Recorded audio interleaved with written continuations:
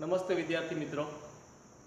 ધોરણ 9 ગણિત chapter number 1 સંખ્યા પદ્ધતિમાં આપ સૌનું હાર્દિક સ્વાગત છે. ધોરણ 9 ની અંદર જોવા જઈએ તો ચેપ્ટર નંબર 1 સંખ્યા પદ્ધતિ, જેને અંગ્રેજીમાં નંબર સિસ્ટમ તરીકે ઓળખવામાં આવે છે.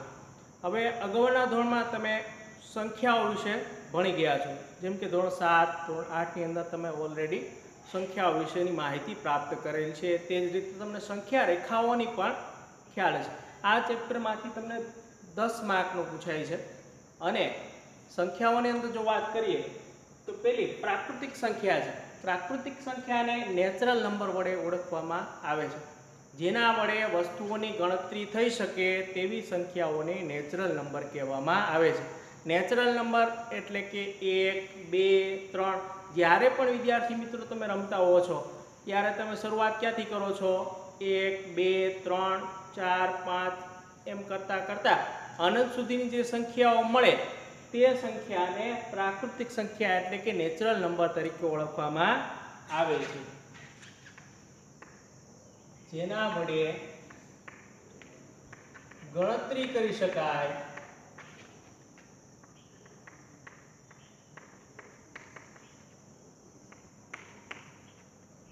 તેવી સંખ્યાઓને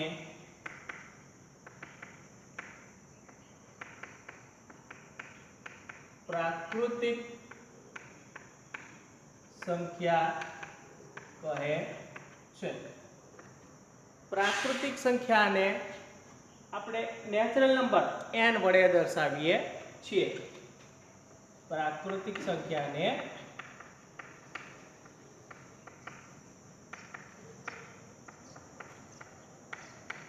n વડે દર્શાવીએ છીએ. ત્યારબાદ પ્રાકૃતિક સંખ્યાની અંદર કઈ કઈ સંખ્યાનો સમાવેશ થાય? તો 1, 2, 3 થી લઈ અને અનંત સુધીની સંખ્યાનો સમાવેશ પ્રાકૃતિક સંખ્યાની અંદર થતો જોવા મળે છે. પ્રાકૃતિક સંખ્યામાં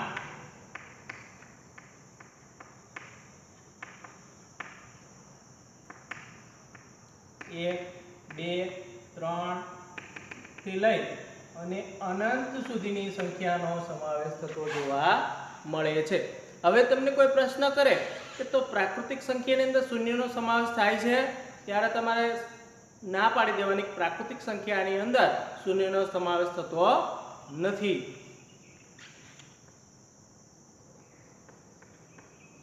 શૂન્યનો સમાવેશ થતો નથી. અને બીજો એક પ્રશ્ન થાય કે પ્રાકૃતિક સંખ્યામાં સૌથી નાનામાં નાની સંખ્યા કઈ? તો તમે કહી શકો કે પ્રાકૃતિક સંખ્યાની અંદર સૌથી નાનામાં નાની સંખ્યા 1 છે.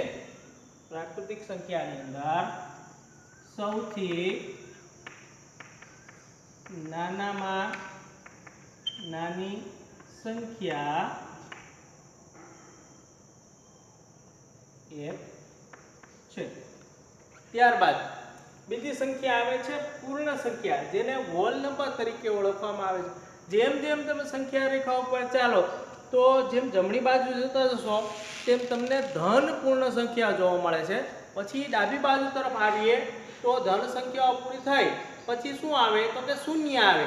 તો કે પ્રાકૃતિક સંખ્યાની અંદર જો શૂન્યનો સમાવેશ કરવામાં આવે તો મળતી સંખ્યાઓને પૂર્ણ સંખ્યા કહેવામાં આવે છે. કે પ્રાકૃતિક સંખ્યામાં શૂન્યનો સમાવેશ કરતા મળતી સંખ્યાને પૂર્ણ સંખ્યા કહે છે. જેવી રીતે આપણે પ્રાકૃતિક સંખ્યાને નેચરલ નંબર n વડે દર્શાવી હતી, એવી જ રીતે પૂર્ણ સંખ્યાને w વડે દર્શાવવામાં આવે છે. પૂર્ણ સંખ્યાને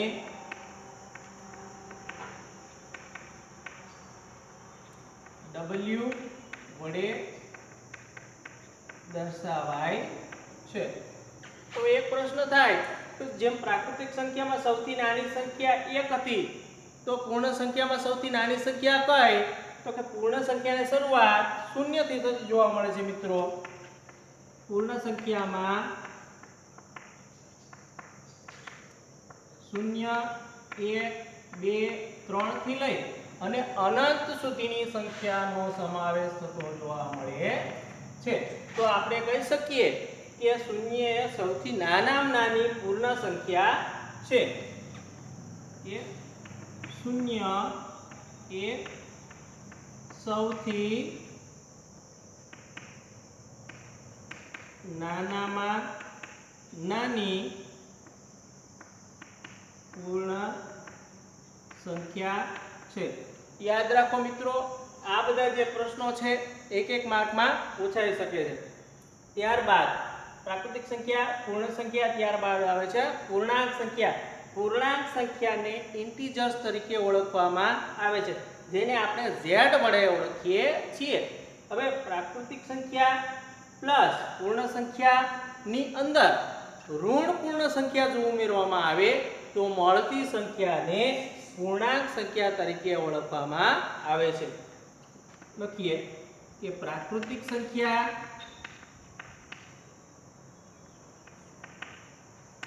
પ્લસ પૂર્ણ સંખ્યા પ્લસ ઋણ પૂર્ણાંક સંખ્યા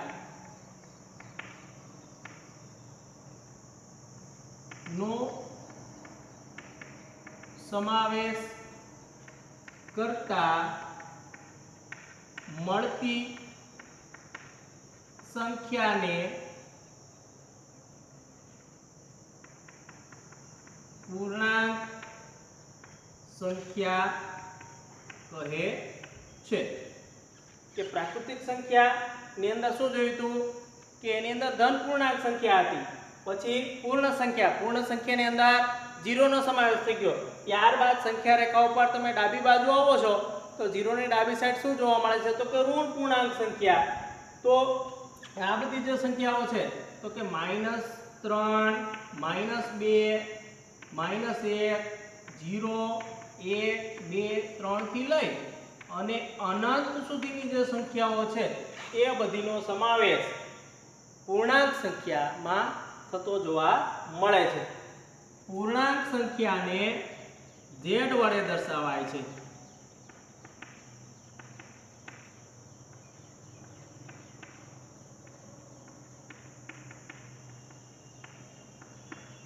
તો આના ઉપરથી ખ્યાલ આવે કે દરેક પ્રાકૃતિક સંખ્યા છે એ પૂર્ણ સંખ્યાની અંદર આવેલી છે અને દરેક પૂર્ણ સંખ્યા છે એ પૂર્ણાંક સંખ્યાની અંદર આવેલી છે. એટલે કે પ્રાકૃતિક સંખ્યાનો દરેક સભ્ય જે પૂર્ણ સંખ્યાની અંદર આવેલો છે અને દરેક પૂર્ણ સંખ્યાનો દરેક ઘટક સભ્ય જે છે એ પૂર્ણાંક સંખ્યાની અંદર આવેલો છે. પણ આનું જો ઉલટું વિચારીએ કે દરેક પૂર્ણાંક સંખ્યાનો દરેક ઘટક પૂર્ણ સંખ્યામાં આવેલો છે તો કે નહીં, દરેક પૂર્ણ સંખ્યાનો સમાવેશ પ્રાકૃતિક સંખ્યામાં થાય છે તો કે નહીં. હવે ત્યારબાદ નંબર 4 અપૂર્ણાંક સંખ્યા. અપૂર્ણાંક સંખ્યા એક એવી સંખ્યા છે, એવો એકમ છે જે સંખ્યાનો અમુક ભાગ દર્શાવે છે.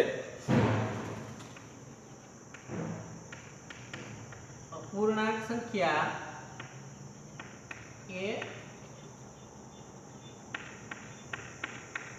એવો એકમ છે જે સંખ્યાનો અમુક ભાગ દર્શાવે છે. દાખલા તરીકે 4/5 લખું તો 4/5 ભાગ એમ બોલાય કે 4 જે છે એ અંશમાં છે અને 5 એ છેદમાં છે. કે 4/5 એટલે કે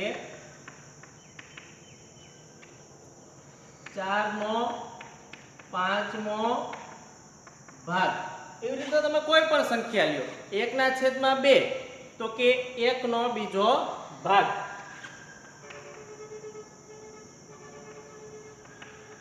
એટલે કે 1 નો બીજો ભાગ, એટલે કે અમુક ભાગ દર્શાવતું હોય એ બધી સંખ્યાઓ અપૂર્ણાંક સંખ્યાની અંદર આવે છે.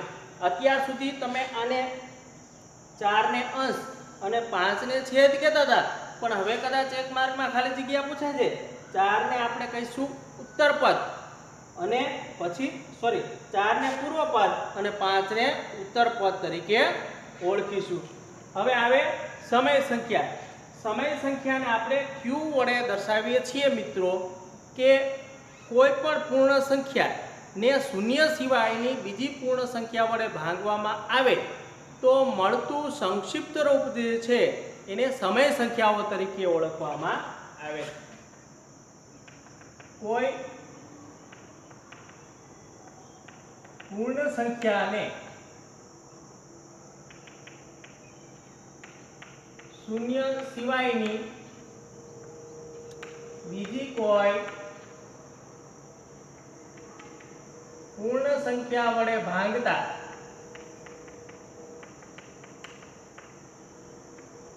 મળતા સંક્ષિપ્ત રૂપને સમય સંખ્યા કહે છે.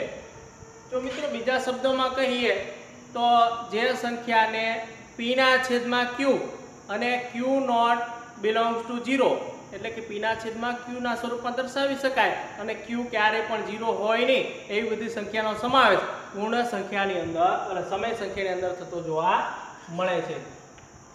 કે જે સંખ્યાને p ના છેદના q સ્વરૂપમાં પરંતુ q નોટ બિલોંગ્સ ટુ 0 વડે દર્શાવાય તેવી સંખ્યાને સમય સંખ્યા કહે છે. જેને q વડે દર્શાવવામાં આવે છે.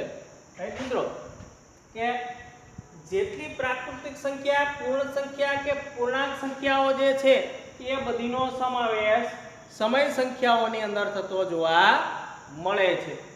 હવે ત્યાર પછી આવે છે અસમય સંખ્યા. અસમય સંખ્યા એટલે કેવી કે જે સંખ્યા સમય સંખ્યા ન હોય એવી બધી સમય સંખ્યાઓને અસમય સંખ્યા કહેવાય. પણ એને લખી કેમ શકાય કે જે સંખ્યાને p/q ના સ્વરૂપમાં અને જ્યાં q નોટ બિલોંગ્સ ટુ 0 વડે દર્શાવી ન શકાય તેવી સંખ્યાઓને અસમય સંખ્યા કહેવામાં આવે છે. કે જે સંખ્યાને p ના છેદમાં q સ્વરૂપમાં જ્યાં q નોટ ઇક્વલ ટુ 0 વડે દર્શાવી ન શકાય તેવી સંખ્યાઓને અસમય સંખ્યા કહે છે. હવે તમે બધા જાણો છો કે પાઈ જે છે એ અસમય સંખ્યા છે. પાઈ √2, √3, √5, √7, √10, √11 એ બધી સંખ્યાઓ જે છે એ અસમય સંખ્યા છે. ઉદાહરણ તરીકે પાઈ √2, √3, √5, √7 આવી અસંખ્ય સંખ્યાઓ જે છે તમને અસમય સંખ્યાઓમાં જોવા મળે છે. અને ત્યારબાદ છે વાસ્તવિક સંખ્યાઓ, જેને r વડે દર્શાવે કે રિયલ નંબર તરીકે ઓળખીએ છીએ. કે સમય સંખ્યા અને અસમય સંખ્યા બંનેનો સમાવેશ જેમાં થાય, બંને સંખ્યાઓનો જે સમાવેશ જેમાં થાય તે સંખ્યાઓને વાસ્તવિક સંખ્યા વડે દર્શાવવામાં આવે છે. સમય સંખ્યા તથા અસમય સંખ્યાનો સમાવેશ વાસ્તવિક સંખ્યા r માં થતો જોવા મળે છે. તો આ રીતે ઘણી બધી સંખ્યાઓ જે છે કે કોઈ સંખ્યાને એક સંખ્યાને બીજી સંખ્યા વડે ભાંગી ન શકાય તેને પણ આપણે અસમય સંખ્યા તરીકે ઓળખીએ છીએ. કોઈ એક સંખ્યાને બીજી સંખ્યા વડે ભાંગતા જેનો અંત ન આવે તેવી સંખ્યાને પણ અસમય સંખ્યા કહે છે. જેવી રીતે મિત્રો સમય સંખ્યા અનંત છે એ જ રીતે અસમય સંખ્યા પણ અસંખ્ય જોવા મળે છે. આ રીતે જોવા જઈએ તો સંખ્યા રેખા ઉપર સમય સંખ્યા તેમજ અસમય સંખ્યાઓનો સમાવેશ થાય છે. દરેકનું સ્થાન સંખ્યા રેખા ઉપર નિશ્ચિત હોય છે, એ પછી સમય હોય કે અસમય હોય. આ રીતે અને એક તમારા હોમવર્કની અંદર એક વસ્તુ કરવાની છે કે 1 થી 100 ની અંદર મળતી અસમય સંખ્યાઓની યાદી તમારે બનાવવાની છે કે જેનું વર્ગમૂળ કે ઘનમૂળ ન નીકળી શકતી હોય એવી બધી સંખ્યાઓનો સમાવેશ અસમય સંખ્યાઓની અંદર થતો જોવા મળે છે.